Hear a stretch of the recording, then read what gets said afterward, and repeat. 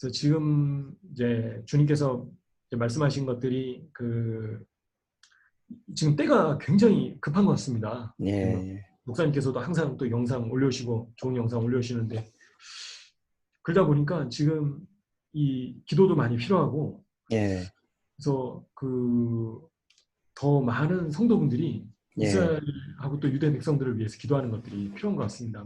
어떻게 해서든지 특히 정통 유대인들이 예수 만날 준비가 될 수 있도록 예, 섬기려고 노력을 하고 있습니다. 그래서 예, 물론 이제 또 나중에 더 말씀드리겠지만 이 사람들이 상처가 많이 있지 않습니까? 그래서 예, 2000년 동안 약 1300만 명이 죽었다고 하는데 그 예, 대부분 기독교에 의해서 학살되다 보니까 음, 근데 이제 그런 이 관계 회복이 없이 아, 이 사람들한테 복음을 전한다는 것이 쉽지가 않은 것 같습니다.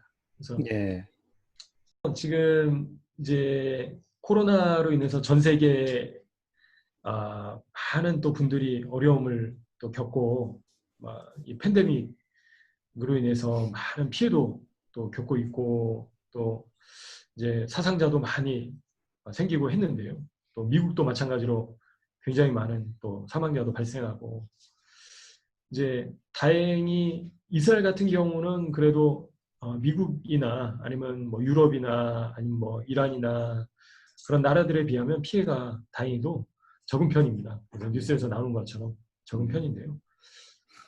근데 지금 이제 이스라엘 뉴스에서 실업률이 굉장히 높게 나오고 있습니다. 그래서 예, 7명 중에 1명이 일자리를 잃어버렸다라고 이제 그렇게 뉴스가 나오기도 하고 예, 그래서 지난 20년 동안 경제적으로 지금 가장 어려운 음, 상황이다라고도 언론에서 이야기하고 있습니다. 예, 그래서 비단 이스라엘뿐만 아니라 전 세계적으로 다 어려운 상황이긴 한데요. 이스라엘도 마찬가지로 경제적으로 굉장히 어려운 상황이고 특별히 그 중에서 정통 유대인 그룹들이 예, 가장 어려운 그룹이라고 보시면 되겠습니다. 그래서 예, 언론에는 잘 나와 있지는 않지만 예, 정통 유대인들이 왜 그렇게 어렵냐면 특별히 이 정통 유대인들 같은 경우는 주로 일자리들이 정규직보다도 계약직으로 일을 많이 합니다. 그러다 보니까 상대적으로 다른 이 그룹보다도 더 먼저 일자리를 잃어버리게 되는 이제 그런 상황인데요. 그래서 저희가 만난 한 정통유대인 랍비분은 케이아스 그러니까 완전히 혼돈의 상태다 지금 이런 적이 없었다. 도움을 청하지 않았던 가정들이 문을 두드리고 또 도와달라고 요청을 하는 이제 그런 상황까지 있는데요. 그래서 한 어떤 그 정통 유대인 가정은 이제 돈이 좀 없으니까 슈퍼마켓에서 외상으로 이제 식품을 구입을 한 겁니다. 그래서 이제 외상값이 거의 7,000세켈. 그러니까 한국 돈으로 따지면 300만 원이 조금 넘는 돈을 외상으로 식품을 구입을 한 건데요. 요번 지금 코로나 기간 중에. 그러니까 이 정통 유대인 동네에 있는 이 한 슈퍼 주인이 더 이상 외상은 안 된다. 그래가지고 당장 지금 이 먹을 게 아, 없을 정도로 그런 어려운 가정들이 있는 그런 상황입니다. 그래서 어, 이 코로나로 인해서 당장에 먹을 것이 없는 그런 또 가난한 가정들이 있고 또 가난한 유대인들이 있다라고 하고 있는데요. 그게 상식적으로 좀 이해가 안 될 수도 있는데 아니 유대인 하면 다 부자 아니고 뭐 돈 잘 벌고 똑똑하고 그런 줄 알았는데 어떻게 그렇게 못 먹고 가난한 유대인들이 있을 수 있냐. 물론 이제 부자인 유대인들은 굉장히 부유합니다. 이제 그런 유대인들은 또 여러 가지 잘 아시다시피 스타트업이라든가 아니면 여러 가지 이제 IT 기술이라든가 그렇게 발전된 어떤 테크놀로지로 어, 경제를 선도하는 그런 그룹이 있는 반면에 예, 정통 유대인들 그룹 같은 경우는 이제 어렸을 때부터 아이들이 세속 교육을 받지를 못합니다. 그래서 예, 90% 이상의 교육 내용들이 이제 예, 하나님의 말씀만 예, 배웁니다. 예, 그래서 이스라엘의 그 세속 유대인들, 그러니까 예, 공교육 시스템 안에서 전혀 분리돼서 나와서 음, 정통 유대인들의 그 교육 시스템 안에서 교육을 받다 보니까 음, 성인이 돼서도 이제 제대로 된 고급 직장을 구하기가 어려운 현실입니다. 그래서 이제 좋은 직장을 얻으려고 해도 쉽지가 않고요. 또 특별히 정통 유대인 남성들 같은 경우는 하나님의 말씀을 연구하고 또 지키는 것이 이들의 그 사명이라고 여기기 때문에 직장에서 일하는 것보다 예시바에서 이 하나님의 말씀, 토라와 또 탈무드를 연구하는 것이 더 중요한 일로 여기고 있습니다. 그래서 이번에 코로나가 터졌을 때 초창기에 한 정통 유대인 랍비는 코로나보다 더 두려운 것은 우리가 하나님의 말씀을 배우지 못하게 되는 것이 더 두렵다. 왜냐하면 이스라엘 정부에서 예시바에서 모여가지고, 예시바는 참고로 정통 유대인 학교인데요. 그러니까 예시바에서 하나님의 말씀을 공부하지 못하는 것이 더 두려운 일이다. 왜냐하면 이스라엘 정부에서 회당에서 모이지 말라. 이제 굉장히 심각할 때는 이제 3명 이상 모이지 못하게 하고, 물론 점차적으로 완화가 돼서 10명, 50명 이런 식으로 이제 완화가 되긴 했는데요. 이제 그만큼 이 정통 유대인들에 있어서 하나님의 말씀을 연구하고 또 경건하게 사는, 말씀대로 사는 것이 너무나도 중요한 일입니다. 이제 그러다 보니까 상대적으로 경제적으로 많이 취약하고 이번 코로나로 인해서 가장 또 피해가 큰 그 그룹이 정통 유대인 그룹이라고 보시면 되겠습니다. 지난 2000년 동안 반유대주의와 대체신학으로 많은 유대인들을 학살하고 또 핍박을 해왔는데요. 그래서 예수님을 십자가에 못 박았다는 그런 죄명 때문에 유대인들이 전 세계로 유리방화하고 쫓겨다니고 또 강제 개종 당하고 또 거절할 경우에는 참수당하거나 아니면 불태워서 죽이거나 그런 역사적인 아픔들이 있었다는 것을 잘 아실 겁니다. 그렇기 때문에 그러한 이런 유대 백성들에게 예수님 믿어라. 예수와를 믿어야 그래야지 너희가 구원을 받는다. 이게 말이 안 먹히는 겁니다. 말이 안 되는 거고요. 이들한테는 이제 예수님에 대한 그 거부감이 또 기독교에 대한 거부감이 물론 지난 10년 동안 많이 완화됐다라고 하지만 여전히 많은 유대인들이 기독교에 대해서 또 예수님에 대해서 거부감을 갖고 있습니다. 근데 초대교회도 그랬는가? 그렇지 않았거든요. 그래서 사도행전 말씀을 보시면 사도행전에서 이 믿는 유대인들이 그렇죠? 예수님의 12제자가 다 믿는 유대인이지 않습니까? 사도 바울도 믿는 유대인이었고요. 근데 이들이 예루살렘 안에서 칭송을 받았던 것을 보시게 됩니다. 그래서 예루살렘에 수많은 또 믿는 자들이 있었는데 이들이 이 믿는 유대인들을 아주 좋게 평가하고 또 이들을 칭송하고 또 이들이 하는 것에 대해서 또 긍정적으로 보는 그런 유대인들이 많이 있었습니다. 또 허다한 제사장의 무리들도 예수님을 믿게 되는 그런 이제 역사가 있었는데, 근데 이제 잘 아시는 것처럼 주후 2세기 지나면서 초대 교부분들이 이제 어거스틴이나 제롬이나 중세 때는 마틴 루터나 이제 교회의 그런 리더십들이 지도자들이 유대인들을 저주하고 또 유대인들의 이제 이 구원에 대해서 또 유대인들의 이스라엘 회복에 대해서 어떻게 보면 저희가 교회가 지금까지 너무 모르고 있지 않았는가. 그렇기 때문에 이들의 그 마음을 위로하고 또 이들을 주님께로 이끌기 위해서는 그 사전 작업이 당연히 필요한 상황인 것 같습니다. 어떻게 보면 이런 코로나로 인해서 어려워하고 있는 가운데 저희가 이 유대 백성들을 위로하면 하나님께서 기뻐하시고 아브라함에게 주신 약속, 하나님께서 창세기 12장 말씀에서 너를 축복하는 자에게 내가 복을 내리고 너를 저주한 자에게 내가 저주하겠다. 이제 그 말씀을 하신 것처럼 어떻게 보면 열방의 교회가 또 한국의 교회가 또 이스라엘을 축복할 때 또 유대 백성들을 위로하고 이들이 예수님을 만날 수 있도록 이들의 마음 가운데 있는 그 상처와 쓴뿌리가 녹아질 수 있도록 섬기는 또 기도하는 그런 지금 과정이 필요한 때가 아닌가 그런 생각이 듭니다. 그래서 사도행전 1장 말씀을 이제 보니까 1장 8절에 오직 성령이 너에게 임하시면 너희가 권능을 받고 예루살렘과 온 유대와 사마리아 땅끝까지 이르러 내 증인이 되리라 하시니라.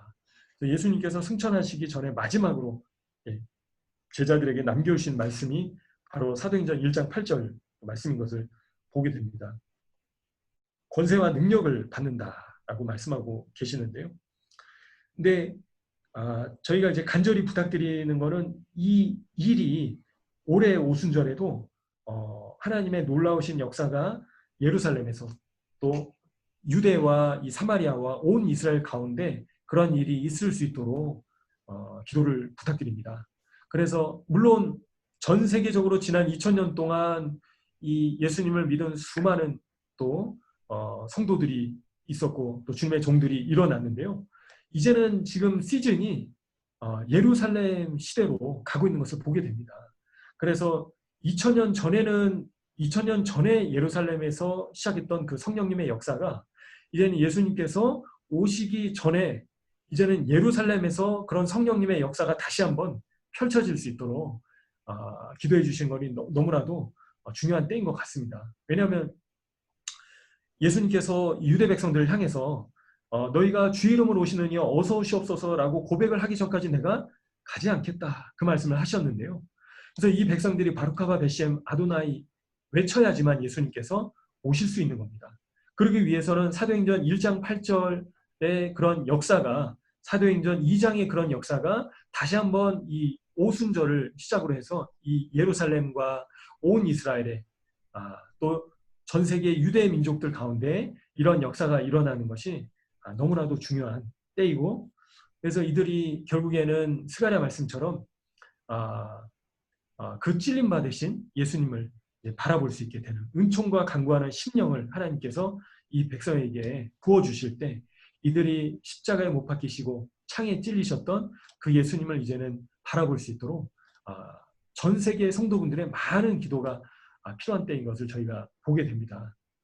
그래서 어떤 이제 한 집사님은 이제 몇 년 전에 이스라엘 오셨을 때 이제 하나님께서 그런 마음을 또 주셨는데 이제 하나님의 지금 마음 중심 가운데 정말 그 중심 가운데 유대 백성들이 있으시다. 이제 그런 또 마음을 집사님한테 주셨는데요. 그만큼 지금 하나님께서는 이 백성들이 돌아오기를 간절히 바라고 계시고 왜냐하면 2000년 동안 이 백성들이 예수님을 믿지 않았기 때문에 마틴 루터도 30년가량 유대인 선교를 했지만 단 한 명의 유대인들도 예수님을 믿지 않을 정도로 지난 1900년 동안 2000년 동안 예수님을 믿지 못하고 강팍한 상태였습니다. 하지만 지금 무화과 나무의 가지가 연해지면서 이스라엘이 독립하고 이제는 많은 유대인들이 예수님께로 돌아오고 있는 것을 보게 됩니다. 그래서 혹자는 많게는 5만 명 이상의 믿는 유대인들이 이스라엘 땅에 있다라고도 얘기를 하는데요. 그래서 더욱더 이 이스라엘 땅 가운데 그런 성령님의 역사가 강력하게 일어날 수 있도록 많은 기도가 필요합니다. 특히 한국 분들의 그런 강력한 기도가 많이 필요한데요.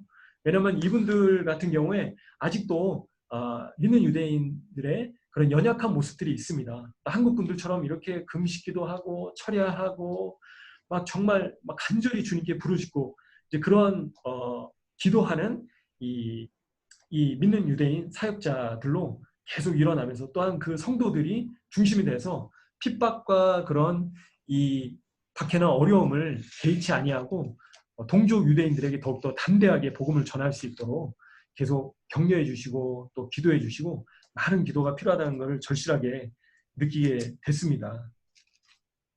근데 이제 그리고 나서 이제 마가의 다락방에 이제 놀라운 그런 성령님의 강림하시는 역사가 펼쳐지고 나서 본격적으로 이 초대교회가 시작되게 되는 것을 보게 됐습니다. 어떻게 보면 제가 사도행전의 말씀을 근래에 묵상하면서 이 모습은 바로 예수님께서 오시기 전에 어떻게 보면 지금 환란의 입구에 있다라고 많은 분들이 말씀하시지 않습니까? 지금 이제 누차 지금 이 팬데믹 사태나 아니면 또 빌 게이츠나 아니면 이 신세계 질서나 정부나 뭐 그런 여러 가지 그런 이제는 성도분들이 핍박 가운데 믿음을 지켜야만 되는 이제 그런 시대가 점점 다가오고 있는데, 하지만 저희가 사도행전 2장과 같은 그런 역사가 이 환란 때 저희 교회 가운데 일어나야 된다. 특별히 믿는 유대인들 가운데 이 사도행전 2장과 같은 그런 역사가 일어날 수 있도록 기도해 주시면 너무나도 감사하겠습니다. 감사하고, 그리고 이제 이 사도행전에서 그런 성령님께서 오순절 성령님 강림 사건이 일어나고 나서 이들이 이제 사도행전 2장 말씀을 보니까 사람마다 두려워하는데 사도들로 말미암아 기사와 표적이 많이 나타나니 믿는 사람이 다 함께 있어 모든 물건을 서로 통용하고 또 재산과 소유를 팔아 각 사람의 필요를 따라 나눠주며 날마다 마음을 같이하여 성전에 모이기를 힘쓰고 집에서 떡을 떼며 기쁨과 순전한 마음으로 음식을 먹고 하나님을 찬미하며 또 온 백성에게 칭송을 받으니 주께서 구원하는 사람은 날마다 더하게 하시니라. 그래서 오순절 성령님 강림 사건 이후에 교회가 어떤 모습으로 발전해 갔는가, 교회가 어떤 모습으로 형성됐는가 아주 잘 보여주고 계신다는 생각이 들었습니다. 그래서 결국에는 저희 이 교회가 이런 모습으로 이 나중에 이제 핍박과 또 이 대배교가 있는 그런 상황 가운데 저희가 어떤 모습으로 신앙을 지켜야 되는가, 또 어떤 모습으로 저희가 복음을 전하고 또 믿지 않는 자들을 주님께로 이끌 것인가, 사도행전 2장 이 마지막 절에 그 답을 또 보여주고 계신다 생각이 들었습니다. 그래서 물건을 서로 통용하고, 그래서 어떻게 보면 이제는 이 결국에는 환란 가운데서는 이 짐승의 표를 받지 않고서는 매매가 불가능하다라고 요한계시록에 명확하게 명시가 돼 있는데요.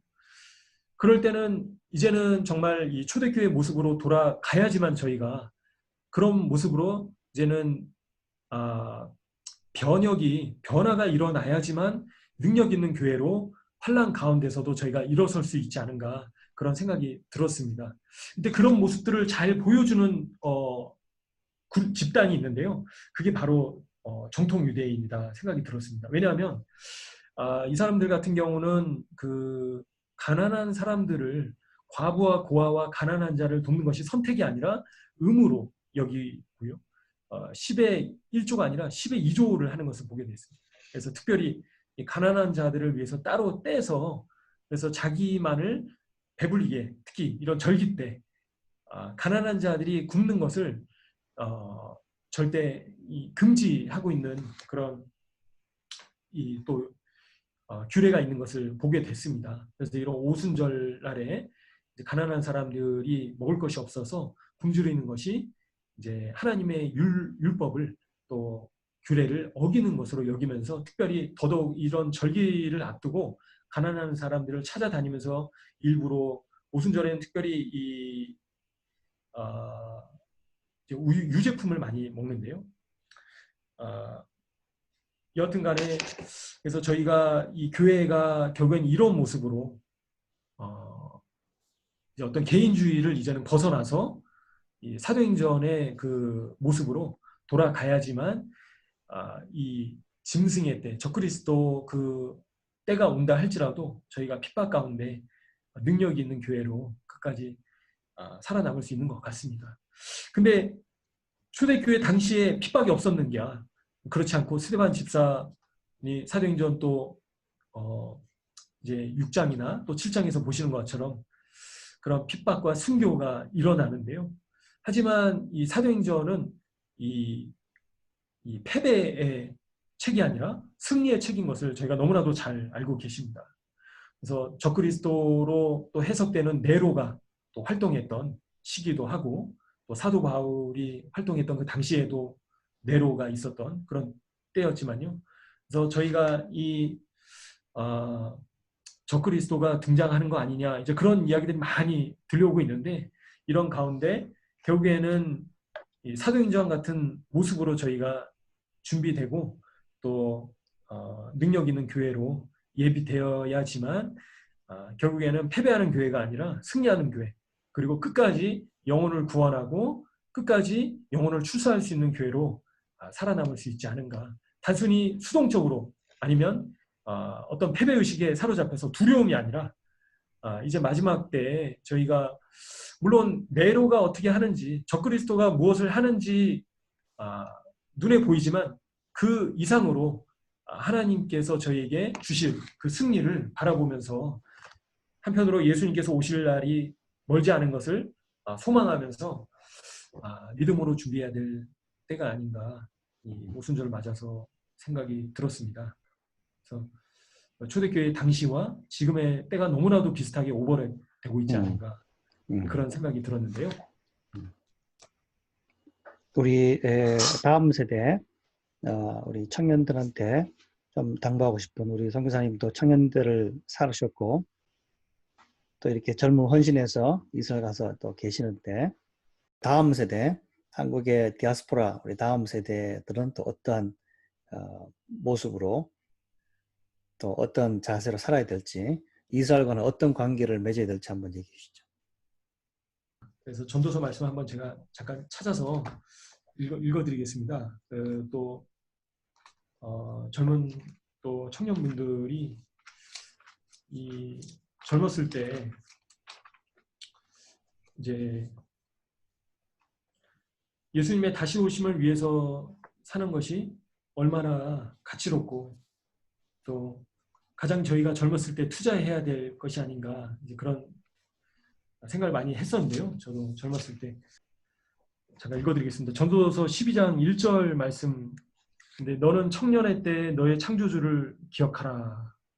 곧 공고한 날이 이르기 전에 나는 아무 낙이 없다고 할 해들이 가깝기 전에. 예. 이제 그래서 또 12장 뒷부분에서도 보면 내 아들아 또 이것들로부터 경계를 받으라. 많은 책들을 짓는 것은 끝이 없고 많이 공부하는 것은 몸을 피곤하게 하느니라. 이 일의 결국을 다 들었으니 하나님을 경외하고 그의 명령들을 지킬지어다. 이것이 모든 사람의 본분이니라. 하나님은 모든 행위와 모든 은밀한 일을 선악간에 심판하시리라. 그래서 이제 솔로몬의 전도서이지 않습니까? 말년에 그가 기록했다라고 하는데, 공고한 날이 오기 전에 청년의 때에 창조주 하나님을 기억하는 것이 좋다. 이제 그런 고백을, 어떻게 보면 그 솔로몬이 정말 험악한 또 인생을 살고 나서 한 고백인데, 그래서 이 청년의 때에 창조주 하나님을 찾는 것이 얼마나 가치로운가.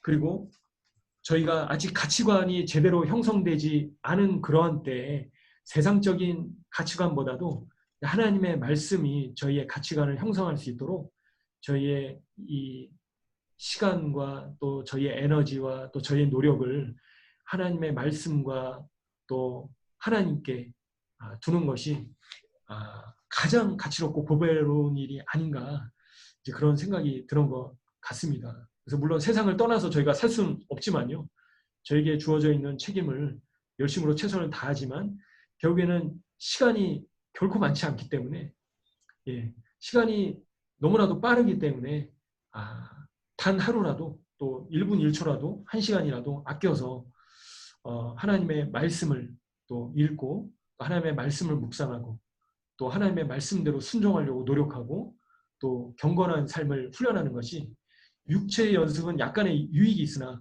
경건은 범사의 유익이 있다는 말씀처럼 저희가 이 육신의 어떤 세상적인 풍조는 육신의 연습을 하는데 많은 시간들을 쌓지만 성경에서의 말씀은 경건을 연습하는 것이 범사에 유익하다라고 말씀하고 있는 것을 보게 됩니다.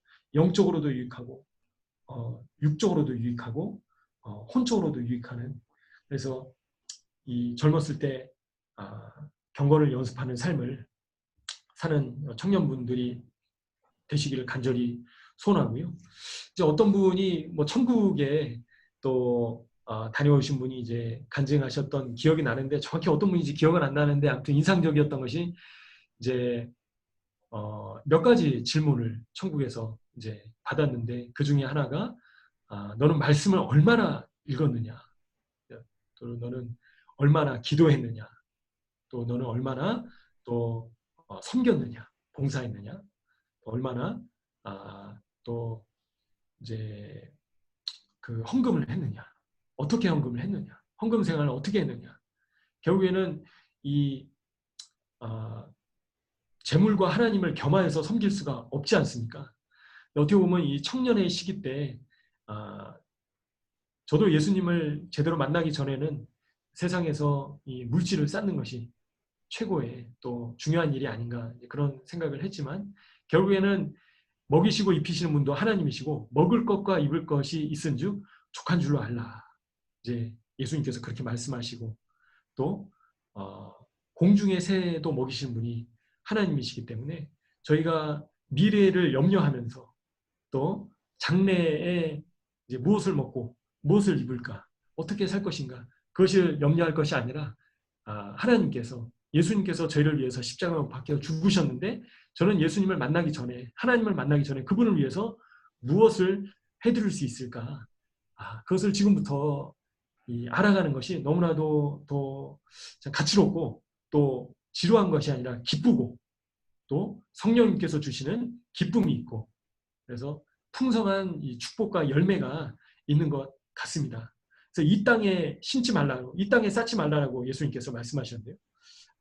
그래서 결국에는 썩어져 없어져 버리지 않게 됩니까?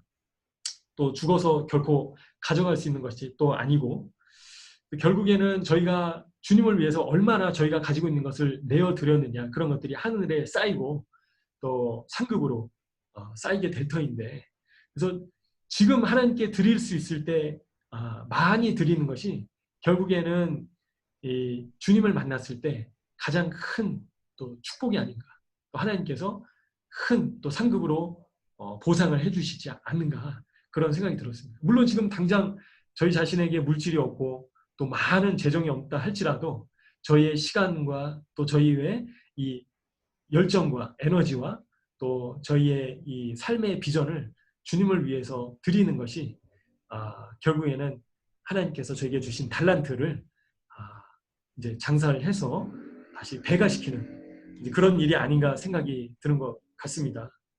그래서 이 청년의 때 20대 또는 30대 이럴 때 결국에는 무엇을 위해서 인생을 살 것인가 어떻게 결정을 하냐에 따라서 30대, 40대, 50대 그 인생 전반적인 인생이 좌지우지 되는 것을 보게 되는 것 같습니다. 그래서 결혼 문제에 있어서도 하나님의 주권을 인정해 드리고 또 직장 문제에 있어서도 불경건한 어떠한 일이라면 저희가 피해야 할 것이고 그래서 또 이제 하나님을 예배, 주일을 성수하지 못하거나 또 술 문제 그래서 여러 불경건한 문제와 또한 부딪힐 수 있는데 이제 그런 것들을 다니엘처럼 또 요셉처럼 자신을 지켜서 인내하는 것이 그 당시에는 고통스럽고 또 손해보는 것처럼 생각될 수도 있지만 하나님께서 결국에는 더 좋은 것들로 보상을 해주시는 것을 저희가 말씀을 통해서 알 수 있는 것 같습니다. 그래서 이 젊은 청년의 때에 특별히 또 이스라엘을 위해서 많이 또 기도해 주시고요. 왜냐하면 결국에는 이스라엘이 회복되는 과정 가운데 하나님께서 놀라운 열방의 축복을 부어주신 것을 역사적으로 보실 수가 있습니다. 그래서 시온주의로 인해서 유대인들이 이스라엘 땅으로 19세기 중엽부터 돌아오면서 전 세계의 그 선교의 대붕의 역사가 있었고 또 히브리어가 현대 히브리어가 회복되고 유대인들이 20세기 초에 본격적으로 또 들어오면서 또 아주사 대붕, 평양 대붕, 웨일즈 대붕 그런 붕들이 2000년 역사 가운데 어마어마한 그런 붕의 역사가 또 근래 100년 동안 펼쳐졌는데 그런 것들이 놀랍게도 이스라엘의 물리적인 회복과 같이 연결되어서 가는 것들을 저희가 보게 되는 것 같습니다. 1948년도에 이스라엘이 독립하면서 또 오순절 교단에서 어마어마한 그런 부흥의 역사들이 있었고 또 1967년도에 예루살렘이 회복되면서 또 특히 미국을 중심으로 지저스 무브먼트에서 청년들 가운데 많은 또 예수님을 믿는 또 청년들이 나오게 되는데요. 근데 이제 2018년 12월에 이제 성전의 그 제단이 먼저 봉헌되지 않습니까? 그래서 바벨론 포로에서 돌아왔을 때 유대 백성들이 성전을 짓기 전에 먼저 제단을 봉헌을 했는데요. 그리고 나서 성전에 기초를 놓았는데, 그래서 지금 이 유대인들이 이 성전을 짓고자 부단히도 준비하고 애쓰고 노력하는 것을 저희가 보게 됩니다. 그 말인즉 예수님께서 오실 때가 더욱더 가까웠다는 것을 저희가 보게 됩니다.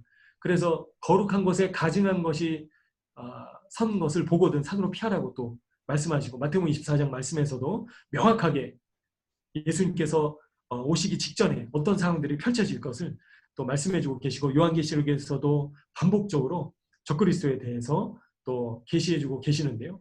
또 지금 때가 정말 급한 것을 보게 되는 것 같습니다.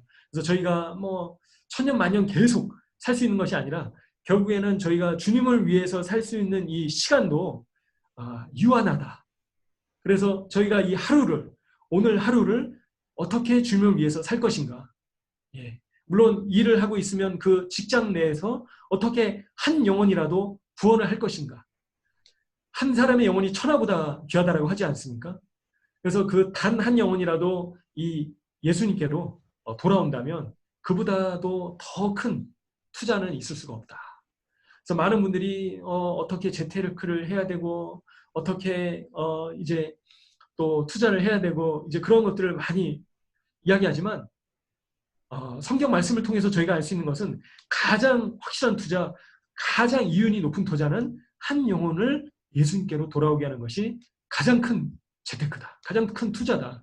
왜냐하면 그 영혼을 주님께로 지옥에서 천국으로 이끌 때, 하나님 품으로 이끌 때 그 상급은 이 세상에서 저희가 얻을 수 있는 그런 보상과는 비교할 수 없을 정도로 어마어마한 보상을 주시겠다라고 하나님께서 말씀을 통해서 저에게 약속하고 계시거든요. 그렇기 때문에 저희가 이 세상의 원리는 더 바쁘고 더 많이 일하고 그리고 더 많이 미래를 준비해야 되고 이제 그런 세상의 풍토 가운데 어떻게 보면 저희가 물을 거슬려서 역행해야 되는 것이 바로 크리스찬의 모습인 것 같습니다. 그래서 저희가 결국에는 이 마지막 때 많은 분들이 이 엔타임 그 사인들에 대해서 말씀을 하시는데 결국에는 저희가 그런 것을 보면서 이제는 깨어서 예수님께서 오실 때가 가깝다는 것을 인식하고 단 한 영혼이라도 직장 내에서 또 이웃 가운데 또한 가족들과 친척들 가운데 예수님께로 돌아오게 하는 것이 가장 확실한 청년의 때의 투자가 아닌가 생각이 드는 것 같습니다. 물론 전도하는 것이 쉽지는 않은데요. 그 한 영혼을 위해서 계속 기도하고 또 그 영혼을 위해서 또 필요하다면 금식하고 또 그 영혼에게 예수님의 사랑을 또 전하는 것이 또 마음이 준비된 사람을 찾아서 복음을 전하는 것이 너무나도 중요한 때인 것 같습니다. 결국에는 저희가 히브리서 11장 말씀처럼 이제 믿음의 선진들의 모습을 쫓아서 그런 저희가 선진들의 모습으로 제 자신부터 또 저희가 준비하는 지금은 은혜의 때가 아닌가 생각이 드는 것 같습니다. 그래서 때가 가까워지고 또 주님 오실 때가 가까워지는 지금 이 말세 때에 저희가 그런 연습을 또 청년의 때에 그런 준비를 닥쳐서 하는 것이 아니라 지금부터 오늘부터 준비하는 것이 말씀을 읽고 말씀을 모른다는 또 말씀을 묵상하고 또 말씀대로 살려고 노력하고 그런 훈련들이 가장 확실한 투자가 아닌가 생각이 드는 것 같습니다. 아멘. 예. 네, 우리가 정말 이스라엘은 하나님의 시간표라고, 이스라엘이 없으면 우리가 하나님의 경륜을 알 수 없고 하나님 계획 또 이 시기를 알 수 없죠. 그리고 주님이 어떻게 이 땅에 오실 것인지, 그 전후로 어떤 일이 있을 것인지, 또 예수님이 이 땅에 오셔서 하나님의 나라를 어떻게 이루어 가실지를 우리가 전혀 알 수 없는데, 이스라엘이 중심으로 좀 더욱더 이 역사가 지금 그쪽으로 집중되어 가고 있고, 하나님의 예언의 말씀이 이스라엘에 지금 더 많이 성취되고 있고, 얼마 남지 않아서 이 모든 것들이 이루어질 때 우리가 고대하는 예수님이 다시 오실 것으로 믿습니다.